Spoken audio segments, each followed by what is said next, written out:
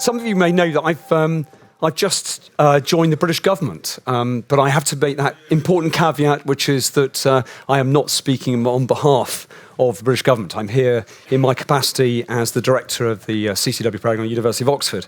But I did want to take the opportunity, obviously, to say thank you. One of the things we all notice about our liberties, over that period we had coronavirus, we were deprived of our liberty. In Britain particularly, and deprived of the ability to travel. And I think, when you're deprived of something, you appreciate it all the more. And the fact that we're back here, lots of people have mentioned it, the really striking thing is the fellowship that you experience here at Engelsberg. And I want to say thank you very much indeed for the privilege and the honour of being able to come back and enjoy things with you. On a slightly more sombre note, I want to take you metaphorically back in your imagination to those dark tunnels of the Avastol steelworks in Mariupol a few weeks ago. It was on 10th of April until the 20th of May that epic defence, worthy, I think, of Leonidas at Thermopylae, against all the odds, that small garrison attracted world interest in its defence against overwhelming odds of Russian forces. At the very end, 53 all wounded personnel were either pulled out or carried out of those tunnels. Out of the 211 final survivors, many of whom were also wounded. They did not surrender. They were ordered to cease resistance by their legitimate government. And as they emerged from those tunnels, they found that 95% or more of their city, of Mariupol, had been destroyed. And yet that epically heroic force of 3 reduced brigades, which is a polite way of saying there was only 3,000 in defence of the city in total, held up the entirety of the 58th Combined Arms Army, and in particular the 150 Motor Rifle Division, numbering 14,000 Russian troops. The big tactical error, of course, made by Russia was the one that Sun Tzu of The Art of War advised, which was, do not force men to fight from a position of despair, in other words, where they have no choice, build them a golden bridge to capitulation.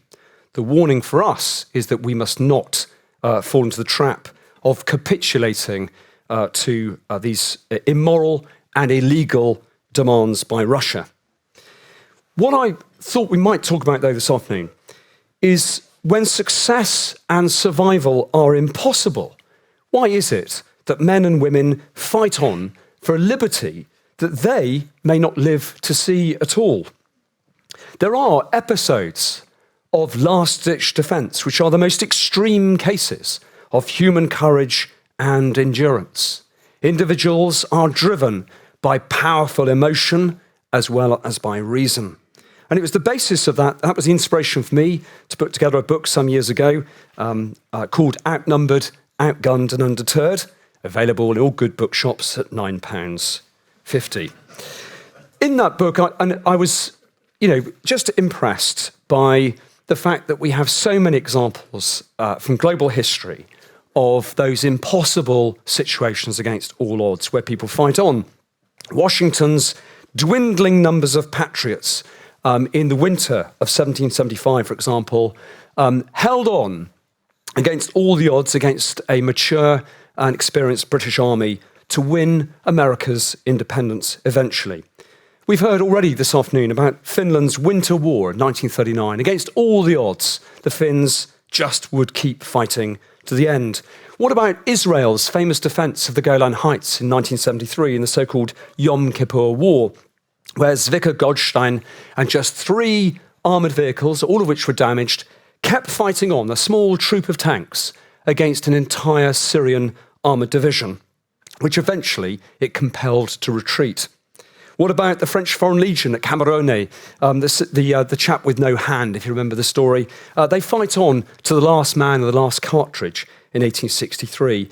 And even my own regiment, the old 2nd Devons, at the Battle of Bois de Boots on the Aisne in 1918, 427 men went into battle in trenches, and every single man was killed and wounded.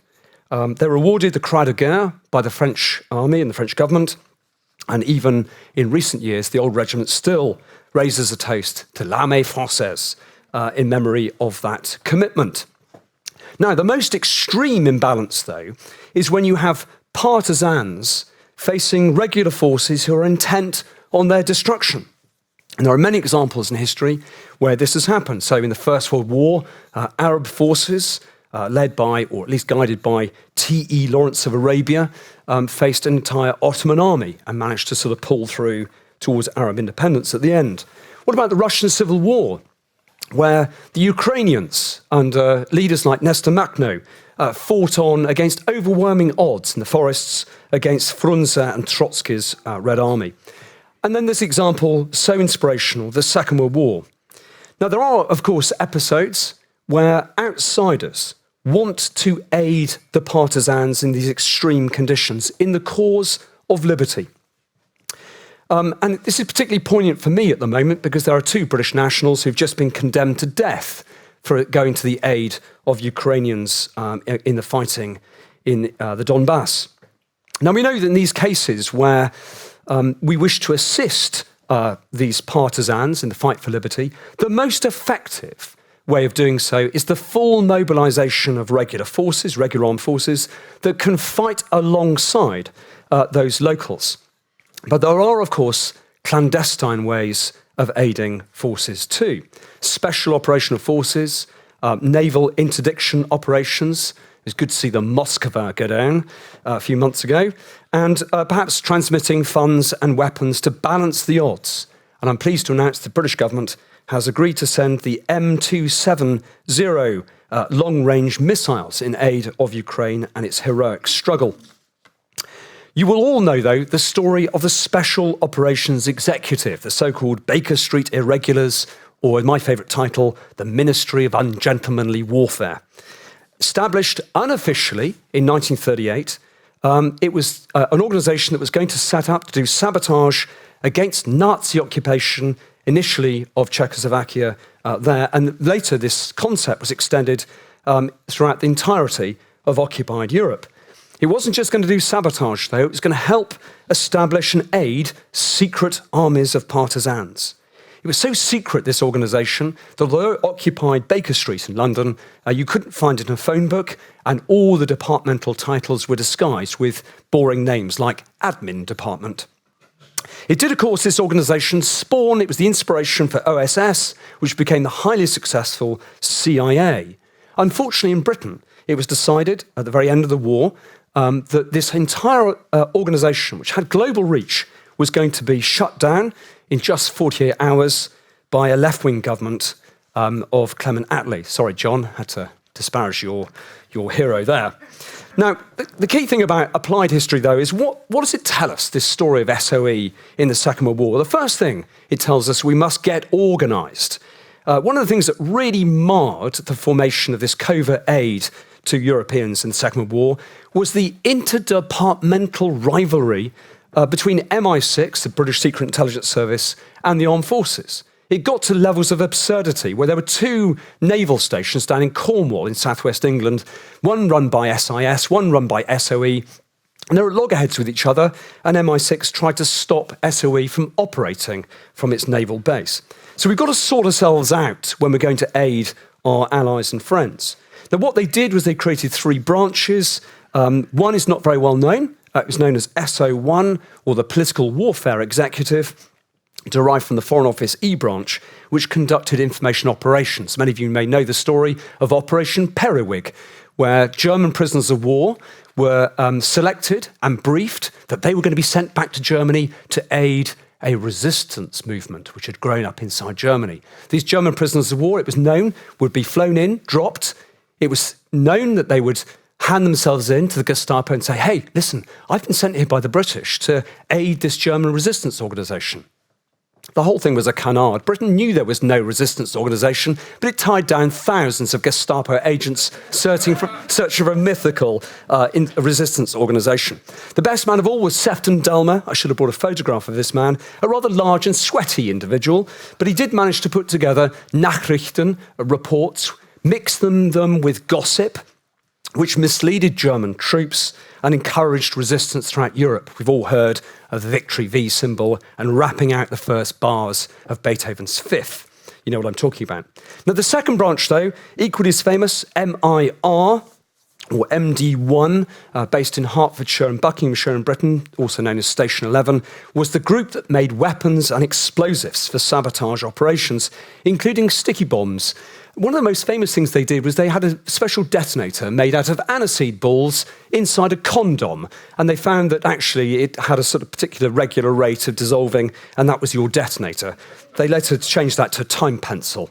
Apparently they ran out of condoms. I wonder why. But anyway, the third branch, of course, of SOE was the more famous SO2 and 3, which was divided into country sections to run sabotage operations in occupied Europe and raise local forces. They trained in the finest homes of England. In fact, SOE got known as the stately homes of England. That's what SOE apparently stood for. But the second feature, though, we need to derive from our history here is that we need to be ready to be ruthless. A country like Sweden, peace-loving, thoughtful, deliberative country. I'm sorry, but when you join a military alliance, you need to be ready for the hard stuff. And actually, what was really interesting about SOE is it developed its own weapon systems for close quarter battle, the most dramatic of all fighting. It developed its own explosives, some of them disguised as rats, some disguised as household objects, another as cow dung, as a thought. So you've got to get ruthless about these things. The third thing you need, though, is enlightened leadership. And it was very interesting that Colonel Colin Gubbins, who took over running SOE in 1943, recruited people regarded as socially unacceptable in normal military affairs. Homosexuals, former convicts, communists, even classicists, dreadful people. And those frightful Gaullist French nationalists were invited to join SOE. More importantly, though, lots of women were involved in SOE, as you know, about 3,000 out of the original 13,000 personnel. And these women operated deep behind enemy lines in a time when women were not considered to be suitable for combat roles. And just to remind you that of the 41 women on frontline operations, only 16 survived that particular set of operations. So the final thing to say, though, about what do we learn from this story about covert assistance is that you have to accept the odds, impossible though they may be. There's a very high chance of betrayal and capture. In the Netherlands, for example, all 50 members of SOE were betrayed and rounded up, and all of them were eventually killed in either concentration camps or on the spot. In France, there was the highest chance of betrayal of all. Max Hastings once wrote that the resistance myth that was created about France provided some salve to the shame of the sheer scale of the numbers of people that were collaborators. But operations like Prosper, for example, in France in the Second World War, were destroyed by betrayal. Luckily, the most successful SOE operation probably of all was Operation Jedburgh in support of the Normandy landings. And to give you some idea of the odds we're talking about here, 100 personnel were dropped behind enemy lines in an occupied country where there were 200,000 German troops. They brought with them 4,000 tons of munitions over a period of many, many weeks, risking detection throughout. And they delayed at least 3 German divisions during that crucial period of the liberation of northern France. There are obviously operations that you know of, I'm sure, in Poland, Yugoslavia, Italy, and Greece, where SOE were the key enabling organisations for that assistance to these forces of liberation. But there were failures too, in Albania, in Hungary, and in Romania. Successes, though, fortunately, in places like Ethiopia and West Africa, and crucially in Southeast Asia against the Japanese. They were always most effective, these clandestine organisations, when coordinated with regular military headquarters. And that is why today, special forces are under regular military command today. Sir John Keegan once condemned the existence of SOE in a lecture in Britain. He said that SOE was no more than the forerunner of modern terrorism. I respectfully submit to you that he was wrong in that judgment. Terrorism predates the Second World War, and he conflated the ideological causes and methods of these organisations as if there was any equivalence between them. Just take, for example, if we were to apply the same equivalence to armies and say that the army of America in the Second World War was no different from the army of Nazi Germany. I think we would all have issue with that, and I think we should have issue with this idea that SOE was in some way perhaps no more than a terrorist organisation. Why do people fight in these terrible conditions of odds? Well, there are clearly the sort of, sterile academic sort of interpretations that there were the push factors of, threat and perhaps poverty or loss, and then the pull factors of allegiances and opportunity and survival. But I think the hard reality is, if you look at those men and women at Avostal, that these aren't things that you can reduce to nice little labels of factors.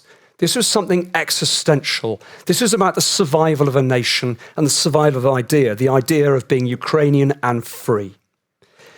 When it comes to enabling others, T.E. Lawrence had some advice, famously in the so-called Article 15 of his 27 articles. He said it was not wholesome for outsiders to try to do too much for local people who are fighting for their liberty. But enabling others in their liberty is, of course, a very noble cause indeed. We're famous with the biblical expression, greater love hath no man than he that lays down his life for his friends. I would say the example of Christ was actually rather more than that, laying down your life for the life of a stranger, someone you've never met before, even if they're from your own community. But these stories were stories of ordinary men and women in real David and Goliath situations who performed extraordinary feats under very specific and very intense circumstances. And as a result, the big lesson for us all is they transmit to us the character and the spirit despite all the odds and pressures. If in the extreme crisis of war, they were capable of such resilience and prowess in the name of liberty, we may reflect on how much we ourselves might achieve or encourage others to achieve when faced by extreme danger and disaster. Thank you.